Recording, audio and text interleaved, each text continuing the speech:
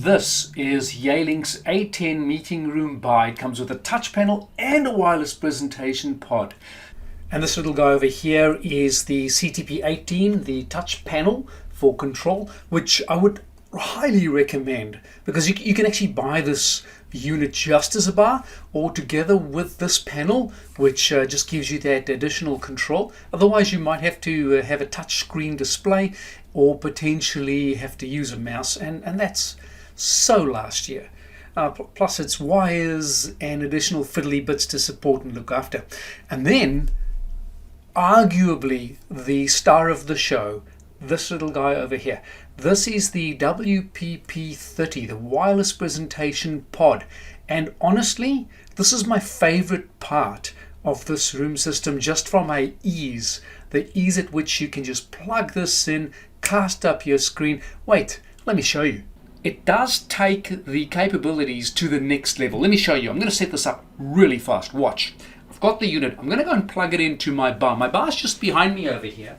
And I'll just plug it in real quickly. And what's going to happen is my display is actually over here. This is the one you're sharing at. There you go. That's why the display behind me is off. Never mind. Do I want to pair it? Yes, I do. Paired. Done. It's done. It's paired. The bar and my presentation pod are now mates. Right, okay. Out she goes. Now, whilst I'm about to plug this into my PC, I just want to point out it does have USB-A and USB-C connectivity over there. So I'll just take it, and you'll see at the moment I actually have a USB connection right up front here, right by my PC, right by my little camera. So as I plug that in, you will see it lights up. There you go. Okay.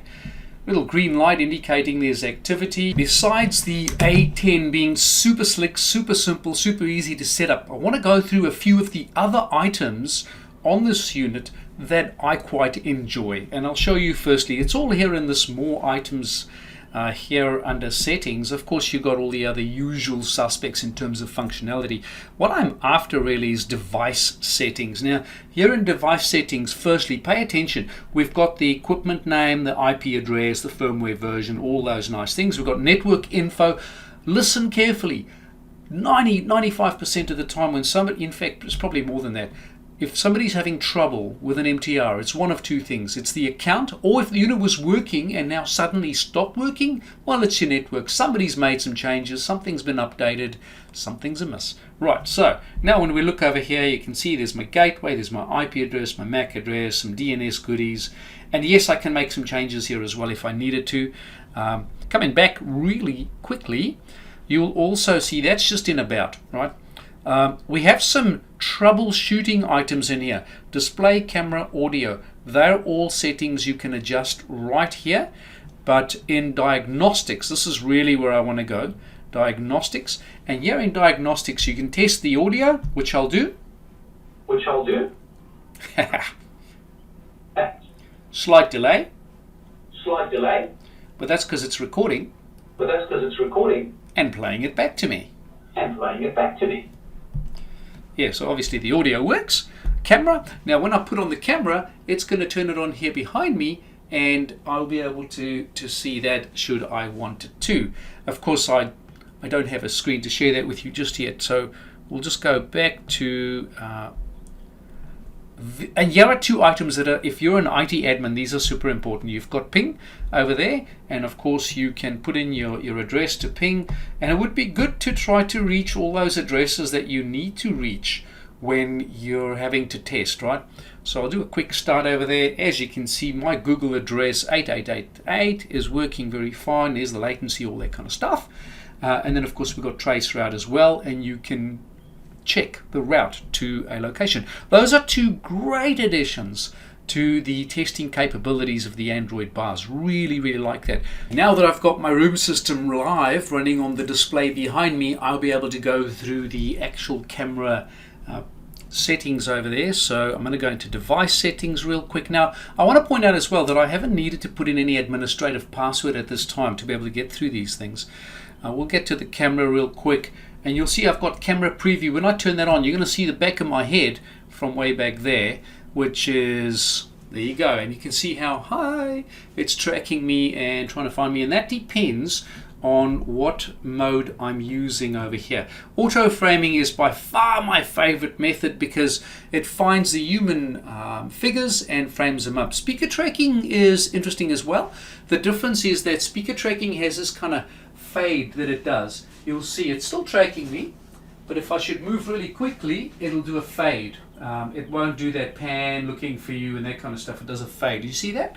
So that also has its space. And then of course we have this small frame of view or field of view, which is just a narrower view of the room instead of having such a wide angle. I'll show you real quick. That's what it looks like over there. You see my messy setup, and we'll go real back to auto framing because that's the way I like it. Auto framing, baby. Right, what does it sound like in the room? Let's do that next. Right now, I am using the Yealink A10 in its device mode to record my audio. So what you're seeing now is the ability for the unit to track me, and you're also getting a feel for the microphone strength. Now, I could be sitting really close. Here I am within just shy of arm's reach from the camera, and the camera's quite low because that's my room setup. I could put it up higher. I like it at that height because I'm usually sitting down, but today, of course, this is my test environment. Yeah, it's pretty amazing how useful this little guy is and how well it's suited. My room here is probably the absolute perfect size for one of these guys. I'd easily be able to stick a table in here with four, maybe a fifth person in here, and it would just be so useful. And then if anybody came along with their own sort of hardware, perhaps they wanted to join some other sort of legacy or foreign, to me anyway, meeting system, I could just use that WPP30, boom, and we're away. In conclusion then, the Yealink A10 bar with its touch panel and its presenter pod is a really good trio of products that come together beautifully. The touch screen is just a little bit smaller than some of the larger ones we often see on meeting rooms in other spaces. So around about the size of an 8-inch tablet, just right. And then of course the little pod, the wireless presentation pod, it's brilliant. It's no wires, no mess, no fuss. As I said before, it just works. And then a final word on the audio quality. You would have noticed in the demo on the recording using the bar that regardless of where I was in the room, the audio stayed clear, it stayed the same. It didn't sound like I was moving further away or closer to the bar. That's a sign of some clever technology. A thumbs up, in fact, no, a double thumbs up for the Yealink A10 bar. I'm Paul Bloom, and you've been watching In My Humble Opinion.